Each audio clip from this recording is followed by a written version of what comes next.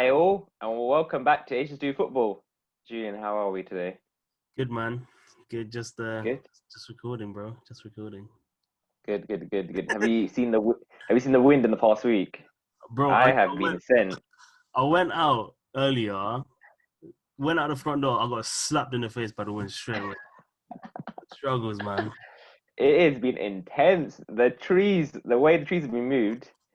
Honestly, it was sunny last week, and then this week it's just like I'll give you a bit of rain, a bit of sun, but I'll just slap you with the wind. Do you know we haven't had any rain though in the past week, which is good. Yeah, true. And also, I've been watching the cricket, England Pakistan. Yeah, obviously supporting Pakistan. It's been a bit of a shambles, so we won't dwell on that too much. And it's good that we're recording. They won the last test, though, wasn't it? No, they didn't. They didn't rough. Let's just move on. Let's not talk about it because we went to football, man. It's not. Yeah, it's not good looking for us. So welcome to episode 9 of the review. We're talking about Sheffield United. We finished 9th, as the number of this episode suggests. Yep. Sheffield United had a good season. First season back in the Premier League for ages now. You know when? So, do I know when? Yeah. Take a guess. Damn, quiz off top of the head. I want to say early 2000s. I'm gonna go 2001. No, bro. 2006, 2007. Damn, I was way off. Yeah. See, Sheffield United fans, I was on your side there. I was saying that you've been in the Premier League longer than you had. But yeah, really good season. A really unique style, even. Great manager in Wilder. Did an immense job with the plays he had. Most of them still from the Championship, and it shows how much trust he had in the players that he brought up and the system they had as well. I think Wilder might be a bit unfortunate to win Manager of the Year. I have a few gripes with that. He won it last year, but he was runner up this year. I have a few gripes with that Manager of the Year because it seems like it's very easy to give it to the manager that's won the title, for example. Exactly. Yeah. So I don't know. I know it doesn't always happen like that, but that's another thing. But I think Wilder was up there. The unique style of Sheffield United, you've got centre backs that are pushing up rather than wing backs, or wing backs as well, but centre backs are overlapping, and you see Basham just end up in the opposition penalty box, and you're like, what is going on? Like, why are they so disorganized? But in reality, they're really organized to make that happen. Because in a sense, you see Basham up there, and you think, right, there's a gap at centre back, and then the team goes to counters if they lose possession of Sheffield United, and there's no gap. They've covered themselves, and just the system works really well. It's very unique. I think there's an argument that are a bit of second season syndrome as well. I hope not for their sake, because I don't think Wilder would allow it. He's such a good manager. Like he's just, obviously I don't know. Like they've had such a good season. I can't see them. The only thing I could see is maybe like teams figuring them out a bit more. Yeah. So like maybe Wilder will have to switch up his tactics and stuff like that. But they had some great results. You know, did you know they took 4 points off Chelsea, Arsenal, and Spurs? Very impressive. And Wolves. There you go. Yeah, very impressive. Thing like it's crazy. They're definitely a threat to the bigger teams. I don't think the bigger teams take them. I think if you're a casual football fan, you see Sheffield United, you think easy 3 points. But if you really watch and you're really into your football, you will know that that's not an easy game, especially going to Bramall Lane as well. It's not an easy place. It's a very old school stadium as well, a bit. So it has that old school atmosphere to a certain degree as well. Some of their stars of the season, their keeper, Henderson, has gone back to United, Julian. But they've got Ramsdale in. What do you think of the Ramsdale signing? Ramsdale, I think it's a really good signing. I guess he was one of the shining lights in the Bournemouth season. That they weren't great, but Ramsdale had some amazing games. He actually started his career at Sheffield. Didn't play a game for them, but whoa, I didn't know that. Actually. Yeah. So you know, they I guess signed back one of their own. He's young as well, so it was 18.5 million, I think it was. Yeah, around that. So, and you know, he's played in the Premier League. He knows all about it. In this United squad, I think he's going to have a good season again. I think the Sheffield United's biggest pluses was their defence. Oh yeah. How well the defence did as a collective, as attacking force as well. In terms of, because Sheffield United don't score many goals, so that's something I got a stat for that. gone. This guy, all the stats, gone. So they had a 0 goal difference. They only scored 39 goals, but that means they only conceded 39 as well. Yeah, I think it's a challenge for them in terms of keeping that defensive record up, because it's a really, really good defensive record, 39 goals conceded. I think on the Ramsdale signing, he's a great shot stopper. I think some of the things I've seen on social media and some discussions between fans about Ramsdale is, yes, he's a good shot stopper, but he might not have the command that Dean Henderson had, which was a big plus for him. But now he's gone back to Man United. They don't have that presence as much. But as you said, like Ake, he was another shining light in the Bournemouth defense. So that has got to stand for something. Like, if in that defense, which was not great and it's a bit of a shambles, if you can stand out in that, then that's a good sign as well, I think. Yeah. Talking about the defense as well, great news for them, because John Egan signed a new long-term deal, I think until 2024.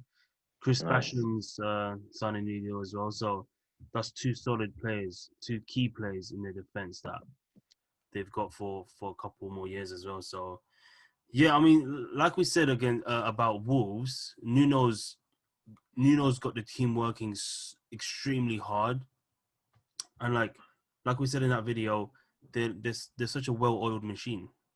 Yeah. I think it's the same with Sheffield United. Wilder knows exactly what he wants from his players. The players know exactly what the manager wants from them. Sorry.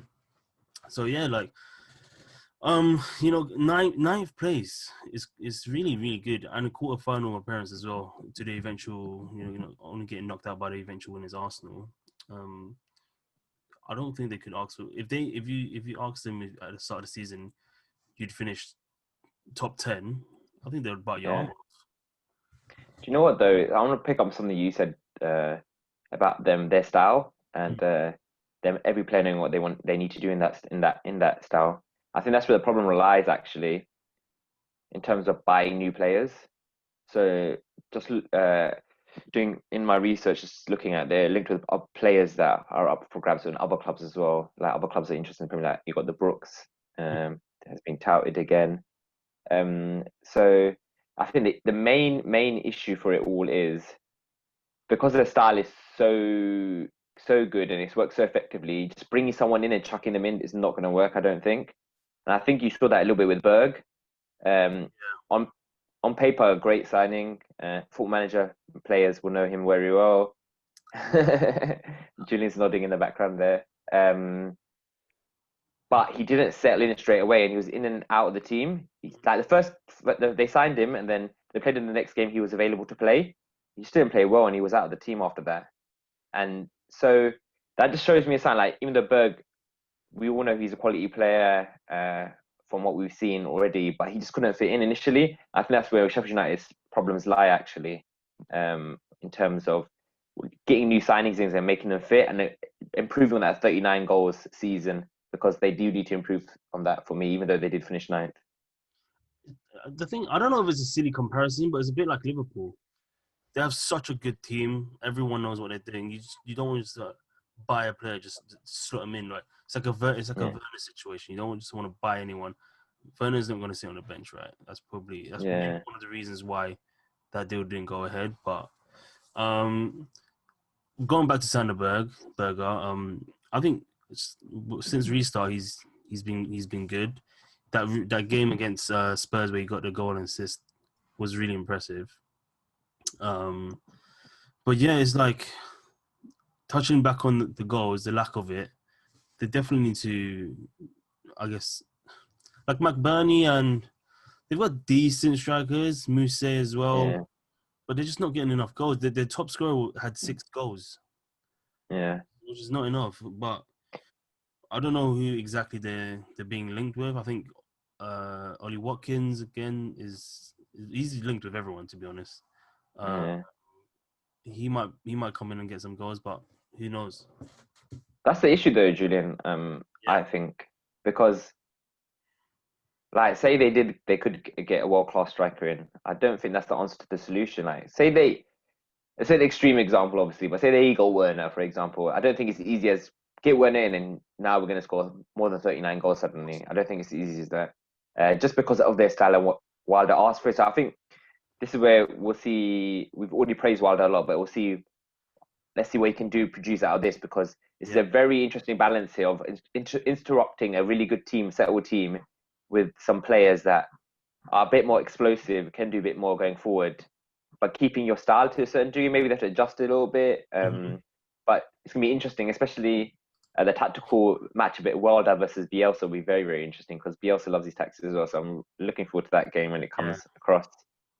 But overall, I think great season for Sheffield United, great showing from them. Exciting. It's fun to see the centre backs in opposition box and all that kind of stuff. And it's just be interesting to see what they do in the transfer market and how if they get that second season syndrome stuff. Gene, what do you think? What do you expect for Sheffield United?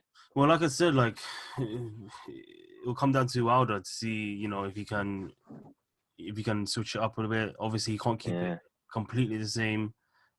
Teams will figure them out. They actually had a really bad end to the season. They lost 3 in a row to finish the season. So I don't know if that was like there's nothing to play for, like tired legs or something. I don't know, but yeah, I don't think they're gonna be relegation strugglers.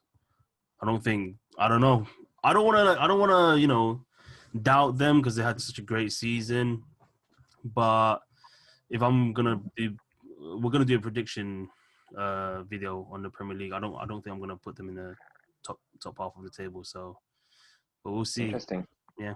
Yeah. Well, as Julian said, look out for that video. We won't give too much away in our review series about where we think teams will finish. But I think that wraps it up for the Sheffield United video today. Hope you enjoyed. If you liked the video, give it a like, subscribe for more content, hit the notification bell so you know when we go live. But for now, that's a bye from me. Take care, guys.